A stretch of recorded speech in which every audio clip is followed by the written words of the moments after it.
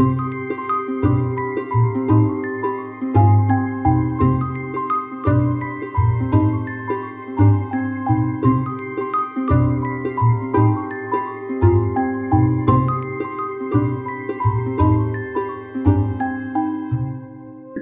those of us that are already currently free flying, just remember that when you post your videos on social media, there are so many people who can watch those videos, people who don't understand the process, people who don't understand what's involved. They just see it as it is. And as it is, it looks fantastic. It looks great. And the birds are happy. Everyone's having fun.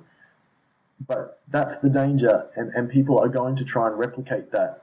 People literally will take their birds that they love and just randomly go outside and try and get them to fly based on this notion that, you know, my bird really loves me, so they'll come back. And just while I touch on that, that's not the case. You know, when pet birds escape, it's not that they don't want to come back. It's just that they can't. They don't have the confidence. They don't have the key flight skills to do so. If they're chased by native birds or a bird of prey, they don't have those flight skills to be able to effectively get away. So a lot of the time they're taken or they're killed. And as terrible as that is, it highlights the importance of why we must encourage and redirect to the right areas and the right training and the right knowledge. And I can't say it enough. Just because there are people on social media who have a large following, it does not equate to a qualification or knowledge. It does not mean that their practices are the right practices. We must always ask and explore, is what they're doing science-based, or is it just based on some information that's been put out there and they're just getting lucky for now until something goes wrong? Free flight is science-based, and if you understand the developmental stages, if you understand natural behaviours, identifying behaviours,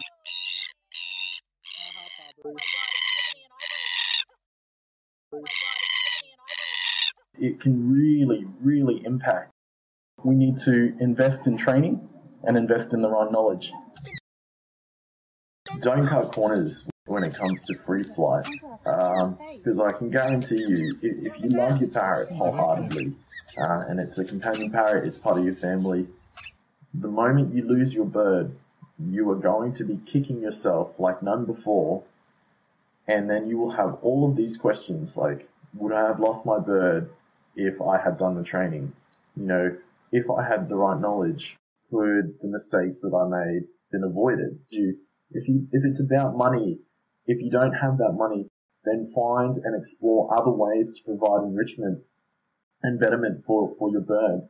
I mean, for me personally, a lot of people think that my agenda is to get everyone outdoors and free flying their birds, and that's not the case at all. Yeah, it's fun, but if I'm being brutally honest, there are so many days where I would much rather be inside or having a social life. Free flight takes up a lot of time. Once you start free flying, you can't stop, and that's when they can run into a lot of issues. So there is that time aspect. It's not just about, oh yeah, my bird is free flight trained, so I can just take it out randomly whenever I like. You've got to be consistent. You've got to keep it going. So I don't expect by any means everyone to be outdoors free flying. I encourage everyone, if it's about finance, then just don't free fly. You know, there's plenty of other ways to give your bird an enriching life indoors. Another question that I've had put to me is that is any bird able to be trained to free fly? And unfortunately, the answer is no.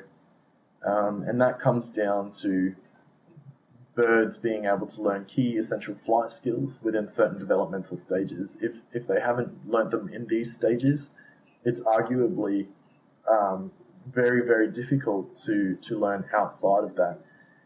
If they do, they're still, you can almost always say that they're not going to be the same as a bird in the wild in terms of flight skill, or a bird that has fledged naturally or developed those skills the way that they should have. Come for a big fly, quick! Rosie!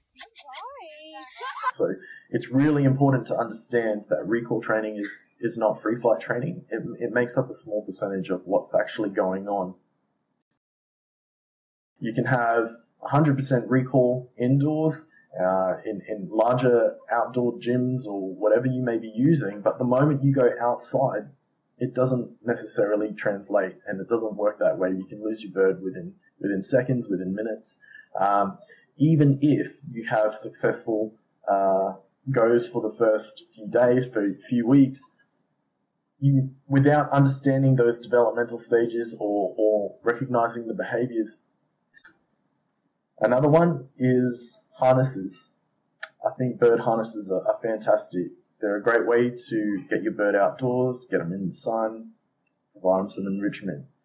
However, harnesses are not a tool to be used for free flight.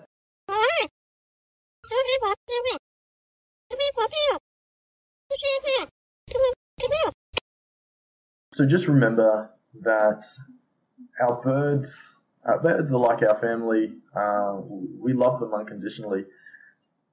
It's your choice not to do the training.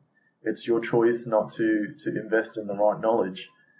However, if you do that, it's on you if your bird is lost. It's on you if your bird is taken by a bird of prey, or if it gets harmed or killed in any way. That's on you. I'm not saying that if you do the training, it's 100% safe, nothing will happen to your bird. What I am saying is, because we love our birds and because we want to be responsible bird owners, we need to ensure that we are providing the very best standard. We are giving our birds the very best chance of survival and enrichment and safety. Amazing! Run, princess! Run!